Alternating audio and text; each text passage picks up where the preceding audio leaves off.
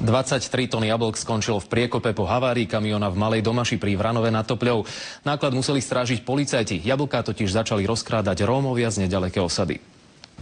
20-ročný rumunský kamionista nad ránom s plne naloženým návesom v zákrute na zasneženej ceste nezvládol riadenie, dostal šmik, prešiel do protismeru a vyvrátil sa do priekopy. Kamion slow, pedála stop. V podstate vodičovi sa nestalo nič. 23 tón jablk uložených v škatuliach sa vysypalo do priekopy, už od rána po nich poškuľovali Rómovia z nedalekej osady. Čo s tým narobia? Ale deti tu nech sebe poberú. Išli by sme si nabrať. V momente, keď sa policajti od nehody na okamih vzdialili, začala doslova rabovačka. Ale fajne ich natočiť treba, keby šandare zdali, he.